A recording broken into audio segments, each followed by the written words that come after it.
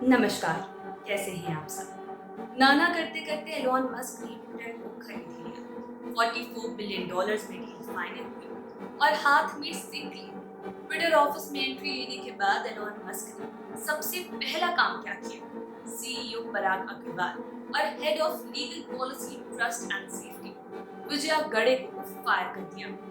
दोनों ही लोग ट्विटर में करीब 10 सालों से भी ज्यादा वक्त से काम कर रहे थे, लेकिन एलॉन मस्क ने आते ही इन लोगों को बाहर का रास्ता दिखा दिया। पलक झपकते ही उनकी नौकरियां उनसे छीन ली गई। एलॉन मस्क के इस स्टेप ने लोगों को ये सवाल करने पर मजबूर कर दिया कि ट्विटर की लीडरशिप चेंज होने से क्या इंडिया पर इसका कोई इम्पैक्ट पड़ने वाला है? क्या वो इम्पैक्ट नेगेटिव होगा या फिर कोई ऐसी चीजें होंगी जिनके बारे में हमने सोचा तक नहीं था?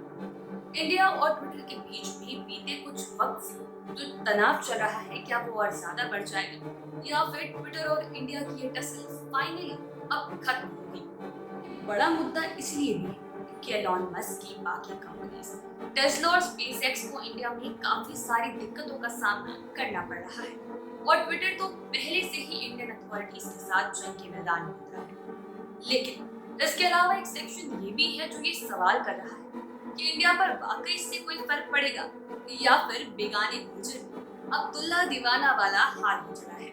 इन सवालों जवाबों के बीच में अचानक मैसिव लेआउट्स की हवा चली और इंडिया की ट्विटर की पूरी मार्केटिंग टीम को फायर कर दिया गया। अब ये सवाल खड़ा हो गया कि अगर ये वाकई सोशल मीडिया वर्ल्ड में जंग का ऐलान है तो इसमें जीत किसकी? इंडिया के लिए ट्विटर कितना जरूरी है ये तो बात की बात है, लेकिन क्या ट्विटर इंडियन मार्केट को लूज करना अफोर्ड कर सकता है?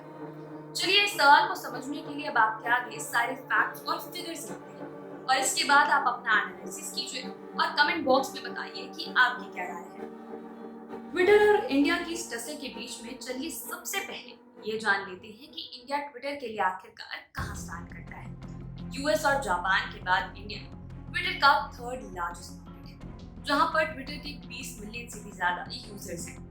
स्टैटिस्टा की एक रिपोर्ट के मुताबिक इंडिया सोशल मीडिया कंपनीज के लिए सबसे बड़े मार्केट के रूप में नजर आता है और ट्विटर के अगर परिप्रेक्ष्य में बात की जाए तो इस ऐप के इंडिया में 23.6 मिलियन यूजर्स हैं। इतना ही नहीं, इस कंपनी की ग्रोथ के लिए इंडिया ही एक की मार्केट है। लेकिन लास्ट 2 सालों से इंडियन अथॉरिटीज और ट्विटर के बीच में काफी ज्यादा अंतर चल रही है। साल 2021 में ट्विटर और केंद्र सरकार के बीच कुछ अकाउंट्स और पोस्ट को हटाने को लेकर काफी विवाद हुए थे, जिसे लेकर ministry of electronics and information technology ने ये तक कहा था that the freedom of expression is not absolute and it is subject to reasonable restrictions। पिछले 2 सालों में इंडियन अथॉरिटीज ने ट्विटर से कुछ अकाउंट्स और पोस्ट पर एक्शन लेने का आग्रह किया था। ऐसे पोस्ट और अकाउंट जो कि इंडिपेंडेंट स्टेट बनाने की बात को सपोर्ट कर रहे थे, ऐसे अकाउंट्स या फिर पोस्ट जो कि फार्मर्स प्रोटेस्ट को लेकर मिस इन्फॉर्मेशन फैला रहे थे और ऐसे जो कोविड के दौरान सरकार किस तरीके से देश में क्या कर रही है उसकी निंदा कर रहे थे। धीरे धीरे ये आग्रह आदेश में बदलने लगे।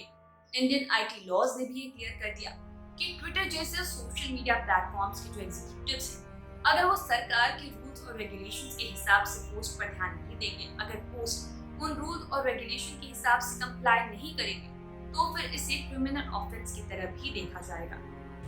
पिछले साल मई में ट्विटर ने भारत में फ्रीडम ऑफ एक्सप्रेशन को लेकर चिंता जाहिर की थी, जब बीजेपी लीडर के ट्वीट के आगे मैनिपुलेटेड मीडिया का लेबल लगाने के कारण दिल्ली पुलिस ट्विटर ऑफिस तक पहुंच गई थी। सिर्फ इतना ही नहीं, बल्कि साल 2022 के जुलाई महीने में ट्विटर ने कर्नाटक हाई कोर्ट में एक पिटीशन तक फाइल कर दी, जिसमें केंद्र सरकार के द्वारा दिए जा रहे अकाउंट ब्लॉकिंग ऑर्डर से कुछ राहत की मांग की गई।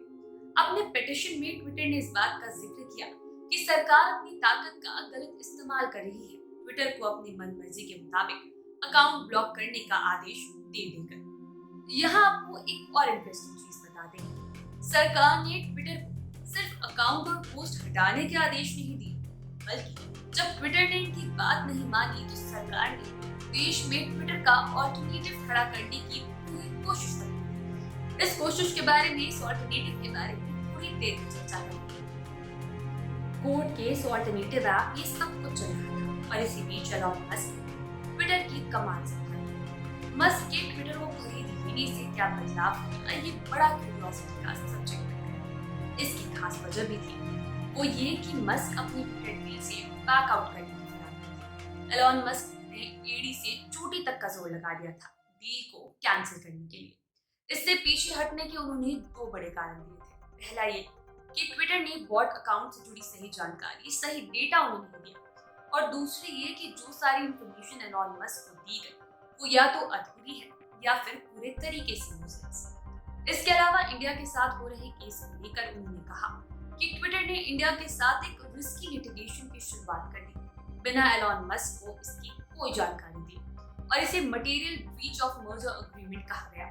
हालांकि ट्रायल को अवॉइड करने के लिए एलॉन मस्क ने फाइनली कोर्ट कचहरी में हुए मामले के बाद, हर एक चीज के बाद, हर कोशिश के बाद इस ऐप को 44 बिलियन में खरीद लिया।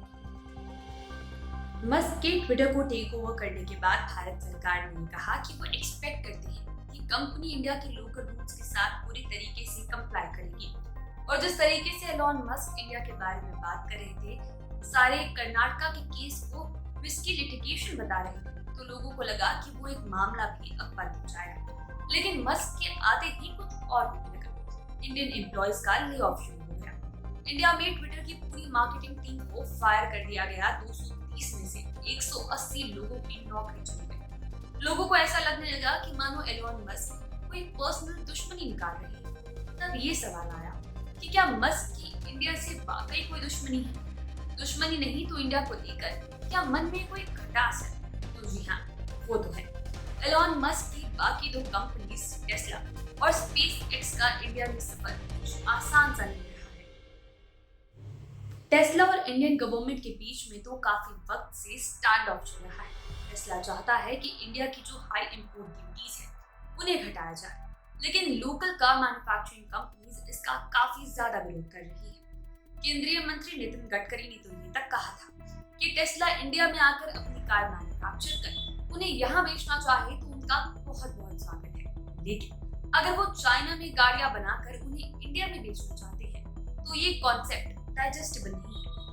अब 100% से ज्यादा की इंपोर्ट ड्यूटीज टेस्ला को रास नहीं आ रही थी। ये तो रही सिर्फ टेस्ला की बात। चलिए अब एक बार स्पेसएक्स को लेकर भी डिस्कशन कर लेते हैं।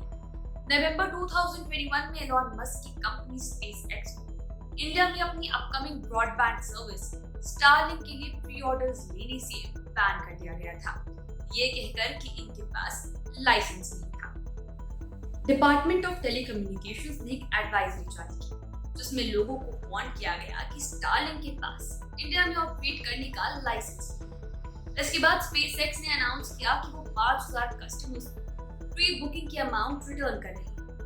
आई हुई लक्ष्मी को लौटाना पड़ गया। बताइए अब ये लॉस किसी को बर्दाश्त होगा क्या? अब जरा ये सोचिए कि मस्क की 3 में से 2 कंपनीज इंडिया में ढंग से काम नहीं कर पा रही और तीसरे के साथ 2 कोर्ट में मसला हो रखा है। एक और बात है जो शायद सबसे बड़ी प्रॉब्लम का कारण बन सकती है, फ्रीडम ऑफ स्पीच को लेकर लोगों की अपनी अपनी राय। एक तरफ जहां इंडिया में कंटेंट मॉडरेशन को लेकर खास ध्यान दिया जा रहा है, सरकार ऑफेंसिव ट्वीट या फिर ऑफेंसिव पोस्ट को लेकर एक्शन ले रही है, लोगों को जेल तक भेज रही है, वहीं दूसरी तरफ अब आ चुके हैं एलॉन मस्क जो कि फ्रीडम ऑफ स्पीच को लेकर बढ़ चढ़कर बातें करते हैं। मस्क ने इंडायरेक्टली ये तक कह दिया है कि डोनाल्ड ट्रंप का जो ट्विटर अकाउंट डिलीट किया गया था उसे रिस्टोर भी किया जा सकता है। और इतना ही नहीं, बॉलीवुड की पंगा क्वीन जिनका भी अकाउंट ट्विटर ने ही डिलीट किया था वो भी वापस इस ऐप पर लौट चुकी है। मसला ये है कि मस्क की फ्रीडम ऑफ स्पीच को लेकर जो अप्रोच है वो इंडियन अथॉरिटीज के कॉन्सेप्ट से काफी दूर है। एक बात ये भी है कि मस्क किसी और के ओपिनियन से कोई खास फर्क नहीं पड़ता। इनफैक्ट जब ट्विटर पर ब्लू टिक के लिए $8 पर मंथ देने का डिसीजन सामने आया तो एक मीम ट्रेंड बन गया, बट मस्क ने भी ट्वीट कर इन सब का जवाब दिया और ये कहा कि जिसे जो कहना है कह ले, $8 तो देने ही पड़ेंगे। कोई कितना भी मजाक बनाए ये रूल नहीं बदलने वाला है। मस्क अपने बाकी फैसलों को लेकर भी कुछ ऐसे ही है और फ्रीडम ऑफ एक्सप्रेशन के लिए तो भाई साहब काफी सही हो जाते हैं, लेकिन दूसरी तरफ इंडिया में ट्वीट्स अब अरेस्ट होने का कारण बन चुके हैं। कुछ वक्त पहले एक हफ्ते के अंदर 4 स्टेट्स में 8 लोगों को सोशल मीडिया पोस्ट के कारण अरेस्ट कर लिया गया था। इतना ही नहीं, देश भर में कई और ऐसे मामले हुए जिन्होंने सुर्खियां बनाई। एक इंडियन लॉ मेकर को प्रधानमंत्री नरेंद्र मोदी को लेकर एक क्रिटिसाइजिंग ट्वीट लिखने के लिए अरेस्ट किया गया। कुछ ऐसे केसेस थे जिसने देश को काफी चिंता में डाल दिया। इसी साल जून 27 को ऑल्ट न्यूज के को फाउंडर मोहम्मद जुबैर को एक ट्वीट के लिए अरेस्ट किया गया। एक ऐसा ट्वीट जो उन्होंने साल 2018 में लिखा था। ये मामला इतना बड़ा हुआ कि सुप्रीम कोर्ट तक पहुंचा और पूरे देश को ये सोचने पर मजबूर कर दिया कि 4 साल पहले जो लिखा था क्या उसे लेकर घबराना पड़ेगा।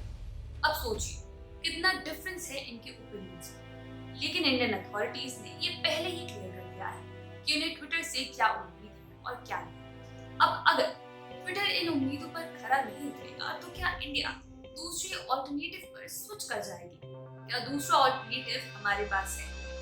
वीडियो में कुछ वक्त पहले मैंने जिक्र किया था कि इंडिया में ट्विटर का ऑल्टरनेटिव ऐप खड़ा करने की कोशिश की और वो कोशिश थी हुआ। धीरे धीरे ही सही लेकिन लोग अब भी इस ऐप पर जुड़ते चले जा रहे हैं और ये ऐप ऐसा है जो कि लगता है कि इंडियन अथॉरिटीज ने अपने पास रिजर्व में रखा था। अगर ट्विटर इंडिया की शर्तों को नहीं मानता तो संभव है कि इंडिया पूरे तरीके से ऐप पर शिफ्ट हो जाए, जो कि ट्विटर के लिए एक बहुत बड़ा लॉस साबित हो सकता है। लेकिन जरा सोचिए कि अगर ट्विटर को लेकर कोई बड़ा एक्शन नहीं होता है तो क्या वाकई इंडिया में फ्रीडम ऑफ एक्सप्रेशन का वो एंड नहीं होगा? लोगों को एक ऐप से दूसरे ऐप पर शिफ्ट करने का कारण बस ये कि उन्हें सरकार के बारे में गलत लिखने का कोई हक नहीं। क्या लोगों को सेंसर्ड फ्रीडम ऑफ एक्सप्रेशन को अपनाना पड़ेगा? क्या ये कुछ डिक्टेटरशिप जैसा लग रहा है? इसके बारे में आपकी क्या राय है वो हमें कमेंट सेक्शन में जरूर बताएं। वीडियो अगर पसंद आई है तो लाइक करें, शेयर करें। चैनल पर पहली बार आए तो सब्सक्राइब करें और बेल आइकन दबाना ना भूलें। जल्द मुलाकात